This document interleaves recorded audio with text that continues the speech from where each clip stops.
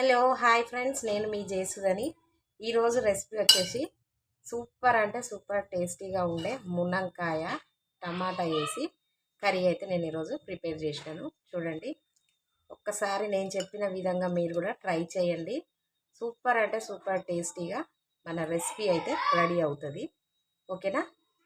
So ఇప్పుడు మనము process అయితే స్టార్ట్ చేసుకుందాం. ఈరోజు మునంకాయ కర్రీకి నేనైతే ఒక గిన్నె స్టవ్ వెలిగించి ఒక గిన్నె అయితే పెట్టి రెడీగా పెట్టుకున్నాను. సో ఇప్పుడు మునంకాయ కర్రీ కదా, కొంచెం ఆయిల్ అయితే ఎక్కువనే పడుతుంది ఫ్రెండ్స్. నేనైతే 4 స్పూన్స్ ఆయిల్ అయితే యాడ్ చేస్తున్నాను. ఆనియన్స్ కూడా నేను కొంచెం ఈరోజు గ్రేవీ ఉండాలి కదా మునంకాయ కర్రీకి, సో అందుకనేసి నేను 4 ఆనియన్స్ అయితే కట్ చేసి ఈ విధంగా రెడీ పెట్టుకున్నాను. ఓకేనా? టమాటాలు కూడా కొంచెం ఎక్కువే పడతాయి. ఒక పావు కేజీ అనే టమాటాలు కూడా కట్ చేసి రెడీగా పెట్టుకోవాలి. ఈ లోపు మనకు ఆయిల్ అయితే హీట్ అవ్వాలి. ఇప్పుడు చూడండి, ఆయిల్ అయితే మంచిగా హీట్ అయ్యింది. సో నేను కట్ చేసి పెట్టుకున్నాను కదా ఆనియన్స్, 4 ఆనియన్స్ అన్నీ ఇప్పుడు వేసుకోవాలి. ఇప్పుడు ఈ ఆనియన్స్ ఫ్రై అవ్వడానికి కొంచెం టైం పడుతుంది కదా ఫ్రెండ్స్. సో నేను రెడ్డిష్ కలర్ వచ్చేదాకా ఫ్రై అయితే చేసిన తర్వాత నేను మీకు చూపిస్తాను. ఓకేనా? ఇప్పుడు ఇది ఫ్లేమ్ అనేది మీడియంగా పెట్టి మాడిపోకుండా మంచిగా అయితే ఫ్రై చేసుకోవాలి. ఇప్పుడు చూడండి ఫ్రెండ్స్, ఆనియన్స్ అయితే మంచిగా ఈ విధంగా ఫ్రై అయితే అయినాయి.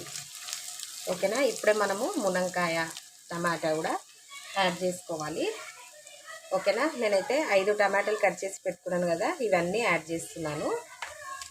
మునంకాయలు కూడా నేను 4 మునంకాయలు కట్ చేసి పెట్టుకున్నాను. ఇప్పుడే వేసుకుంటా. టమాటాలతో పాటు ఇవి కూడా మంచిగా ఉడికిపోతాయి.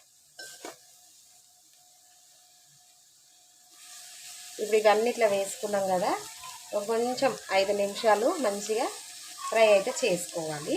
ఓకేనా? ఒక మూత పెట్టి మాడకుండా ఫ్రై అయితే చేసుకోవాలి. ఇప్పుడు చూడండి ఫ్రెండ్స్, మునంకాయ టమాటా ఇట్లా ఆయిల్లో అయితే ఫ్రై అవుతుంది. మంచిగా ఇట్లా ఉడికిపోయినాయి.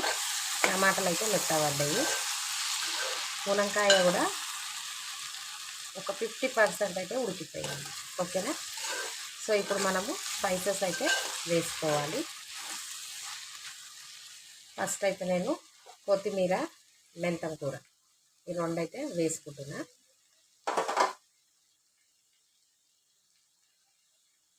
కొత్తిమీర, మెంతం కూర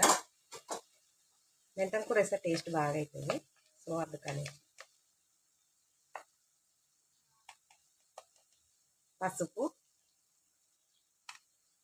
1 స్పూన్,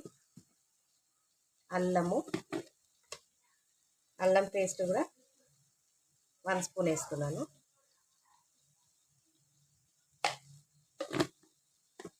నెక్స్ట్ సాల్ట్. నేను ఇంతవరకు సాల్ట్ అయితే వేయలేదు ఫ్రెండ్స్. సో సాల్ట్ అయితే మీరు మీ టేస్ట్కి తగ్గట్టుగా మీరు వేసుకోండి. నేనైతే 2 స్పూన్స్ వేస్తున్నాను. నెక్స్ట్ ధనియాల పొడి కూడా నేను 2 స్పూన్స్ అయితే వేస్తున్నా. నెక్స్ట్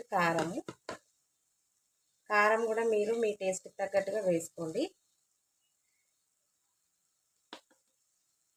2 స్పూన్స్ అయితే వేస్తున్నాను.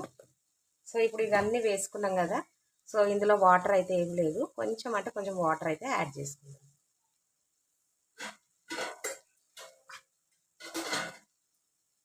ఎందుకంటే కింద అడగంటకుండా కొంచెం వాటర్ అయితే యాడ్ చేసుకోవాలి. మునంకాయలోకి స్పైసీ అనేది యాడ్ అయ్యేదాకా మనము ఉడికించుకోవాలి. మునంకాయలు కూడా 50% ఉడికిపోయినాయి.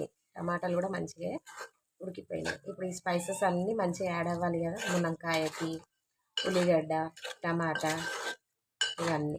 ఓకేనా? సో ఇప్పుడు మూత పెట్టి ఇంకొంచెం సేపు ఒక 5-10 నిమిషాలు ఉడికించుకుందాము. ఇవన్నీ మంచిగా యాడ్ అవ్వాలి. ఓకేనా?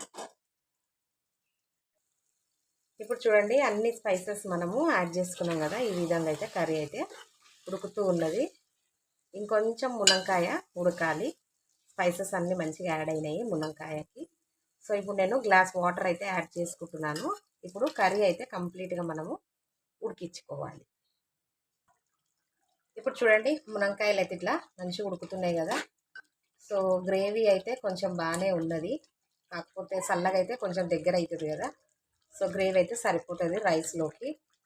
మునక్కాయలు కూడా మంచిగా ఉడికిపోయినాయి. సో నేను ఇప్పుడైతే స్టవ్ ఆఫ్ చేస్తున్నా ఫ్రెండ్స్. మీరు కూడా అందరూ ఈ రెసిపీ ట్రై చేయండి. ట్రై చేసి మీ ఫీడ్బ్యాక్ అనేది నాకు కామెంట్ సెక్షన్లో తెలియజేయండి. లైక్ చేయండి, షేర్ చేయండి, సబ్స్క్రైబ్ చేయండి. Thank you for watching.